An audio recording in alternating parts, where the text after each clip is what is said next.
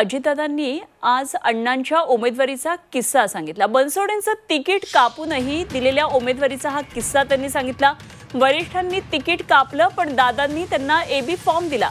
दादांनी गुपचूप अण्णा बनसोडेंना AB form दिला। दादांच्या या व्यूहरचनेमुळे सुलक्षणा शीलवंत यांची संधी हुकली।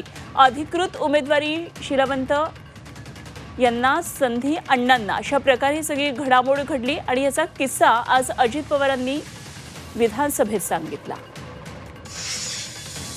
अण्णाला उमेदवारी नाकारली, त्या शीलवंत का कोणाला तरी उमेदवारी, सुलक्षणा शीलवंत त्यांना उमेदवारी दिली।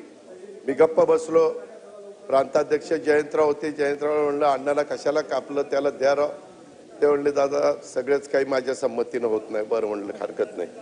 त्याच्यानंतर एबी फॉर्म, माझा मतदारसंघ मोठा असल्यामुळं जिल्हा, मी पक्षाचा एक कार्यकर्ता होतो, परंतु जयंतरावांनी मला श्री अण्णा दादू बनसोडे विधानसभा जास्त दिले।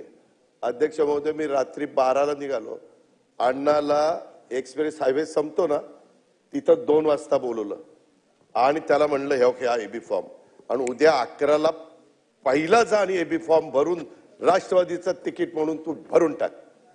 अण्णा म्हणलं असं, अहो ते जाहीर तर शीलवंतला झालं, तुला काय करायचं बाकीचा, तो फॉर्म भर। फॉर्म भरायला लावला। तो 2 वाजता का 2:30 वाजता माझी वाट बघत होता तिथं। मी गुपचूप त्याच्याकडे फॉर्म दिला। जयंतरावला म्हणलं जयंतराव जरा वेगळं केलंय, फक्त तुमची संमती द्या। काय केलं असेल तर ते आई संमती, पण माझं नाव सांगू नका। बरं नाही म्हणलं सांगतो। त्याच्यामध्ये त्या पद्धतीनं अध्यक्ष महोदय त्याला उमेदवारी दिली। ती सुलक्षणा गेली 11:15ला। ते म्हणले राष्ट्रवादीचा फॉर्म आला। तुझा कसा राष्ट्रवादीचा फॉर्म? तिचा फॉर्म नाही, काही नाही। आणि अण्णा त्या निवडणुकीत 17,000 मतांनी त्या ठिकाणी निवडून आला।